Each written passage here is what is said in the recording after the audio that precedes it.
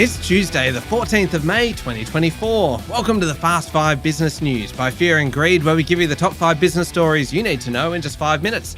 I'm Michael Thompson, and good morning, Sean Aylmer. Good morning, Michael. We've got 5 stories to get through in 5 minutes, so let's get cracking. Story number 1, businesses are finding trading conditions a bit tougher and are slowing down new hires and seeing a drop in sales orders in coming months.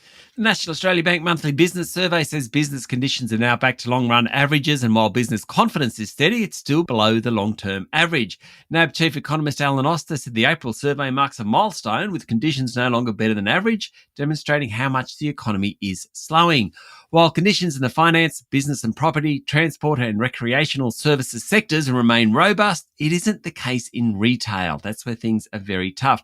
Mr. Oster said it's worrying for the economic outlook that forward orders have fallen, though businesses are still investing. The survey also shows some positive signs in terms of inflation easing. I like the NAB survey because it gives a great look at different segments in the economy, and the overall take is that growth is certainly slowing, as is inflation. And that's the business part of the economy. We also got a good look at the consumer side yesterday, Sean, with new Commonwealth Bank figures highlighting the growing divide between homeowners and renters in particular. Fascinating stuff. The monthly CommBank Household Spending Insights Index fell last month, with spending growth over the past year just 2.6%. The index uses real-time data from card transactions across the bank, so it's more up to date than, let's say, what the ABS does.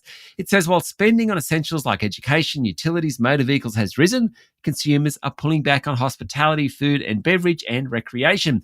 Where the real disparity kicks in is between renters, where spending growth is up just 1.3%, and homeowners, where it's up 6.3%. Victoria is one of the worst performing states. Other side of the coin, Tasmania, South Australia and New South Wales are among the best. Sean, story number 2, and I know you are very, very excited. You actually look excited. There is a gleam in your eyes because tonight is the federal budget. It's likely to forecast inflation falling back to within the Reserve Bank's target range by December this year, which would be good news in terms of interest rates and also the cost of living crisis. Yeah, so the reason we have interest rates at 12-year highs is to get inflation back in control. And Federal Treasury's forecast will show inflation dropping to 2.75% by December this year. We'll stay at that level into next year and eventually drop to 2.5% by the end of 2025. Now, these are just forecasts, but they do demonstrate that Treasury has confidence inflation is back under control, or at least getting there.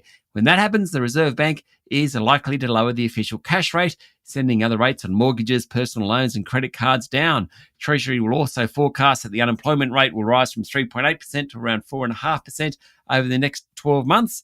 But Finance Minister Katie Gallagher said the job isn't done and the budget will alleviate cost of living pressures. Story number 3, videos showing the stabbing of a Sydney bishop have been allowed back on social media site X globally after the federal court refused to continue orders barring them from view. The decision yesterday morning is a blow for the government, which had attacked ex-owner Elon Musk over his free speech stance towards the videos. The eSafety Commissioner had persuaded the court to issue an emergency ruling last month, ordering the videos to be hidden around the world, in a hearing that was at too late notice for X's lawyers to properly engage with. Now, on Friday last week, X's lawyers argued that the videos were not sufficiently graphic to ban globally, that X had already taken steps to block them from Australian users, and that the Commission had not followed legal processes in demanding X hide the videos in the first place. The videos, of course, are also widely available elsewhere, X lawyers noted, hence the ruling yesterday. Story number 4, casino group Star Entertainment was leaderless and susceptible to criminal exploitation as it lagged more than a year behind in remediation efforts, the Bell 2 inquiry heard yesterday.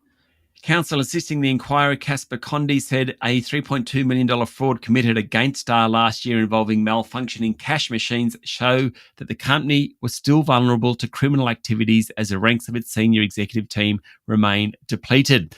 The inquiry, the second by Adam Bell SC into whether Star is suitable to retain its Sydney casino licence, heard the fraud was a failure of internal controls at the company. According to a report in The Australian, Mr. Condy said it may not be possible to decide a time when Star Entertainment will be suitable to retain its Sydney casino licence, referring to a lost 14 months in the company's reform efforts since Mr. Bell's first inquiry. Okay, last one. Story number 5. This month, Sean, marks the 20th anniversary of the movie Super Size Me, where director and star Morgan Spurlock ate only McDonald's for a month. To demonstrate the ill effects that the fast food chain had on people, the movie was a big hit, grossing $22 million on a $65,000 budget, but it did little to stop the growth of McDonald's and fast food more broadly right across the US.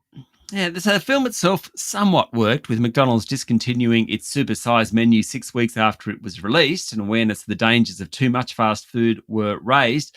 But 20 years later, McDonald's is much bigger, 42,000 locations worldwide. In fact, there are 40 fast food chains in the US with more than 500 locations each. According to a report at the New York Times, fast food in the US is the second largest private employment sector in the country after hospitals, and 36% of Americans, about 84 million people, eat fast food on any given day. The three major appeals of fast food remain intact: cheap, convenient, and taste. The share price of McDonald's since Super Size Me came out is up nearly 1,000%. Twice the return of the broader S&P 500. All right, there we go. The top 5 business stories in 5 minutes. Thank you, Sean. Thank you, Michael. It's Tuesday, the 14th of May, 2024. Remember to hit follow on the podcast. And if 5 minutes isn't enough, you can find our longer daily show called Fear and Greed wherever you listen to podcasts. I'm Michael Thompson, and that was the Fast 5 business news by Fear and Greed. Have a great day.